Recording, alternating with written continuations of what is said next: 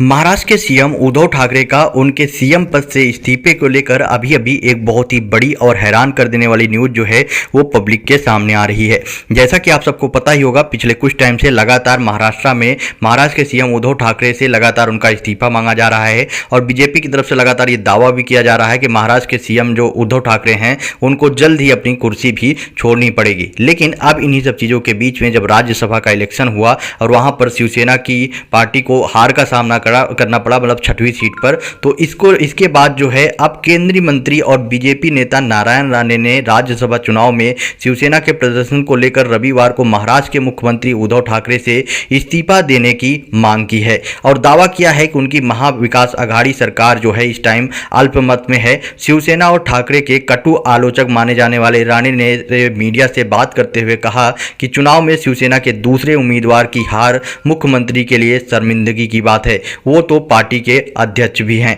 महाराष्ट्र के 6 राज्यसभा सीटों के बारे में आप सबको पता ही होगा कि महाराष्ट्र के 6 राज्यसभा सीटों के लिए शुक्रवार को हुए चुनाव में शिवसेना के संजय पवार बीजेपी के धनंजय महादिक से हार गए। इस चुनाव में बीजेपी को 3 और एनडीए में शामिल दलों यानी कि शिवसेना, राष्ट्रवादी कांग्रेस पार्टी और कांग्रेस को एक एक सीट पर जीत हासिल हुई थी। और लेकिन यहीं पर शिवसेना की तरफ से जो दूसरा उम्मीदवार उतारा गया था संजय राउत के साथ में संजय पवार को, तो संजय पवार जो है उनको हार का सामना करना पड़ा था। राणे ने कहा है कि उन्हें सत्ता में बनाए रखने के लिए आवश्यक वोट भी नहीं मिले हैं, उन्हें एनडीए गठबंधन के वोट भी नहीं मिले हैं। संजय राउत भी सिर्फ एक वोट की वजह से हार बचा पाए हैं। महाविकास आघाड़ी के 8 से 9 उम्मीदवार टूट चुके हैं। इसका मतलब यही है कि मुख्यमंत्री जो है वो अल्पमत में है। उद्धव ठाकरे आप जल्द से जल्द इस्तीफा दें। वह महाराष्ट्र को 10 साल पीछे ले गए हैं। उन्होंने कहा कि बहुमत के लिए 145 विधायकों की जरूरत होती है, आपके पास वो भी नहीं है। ऐसे में आपको सत्ता में रहने का कोई भी हक नहीं है।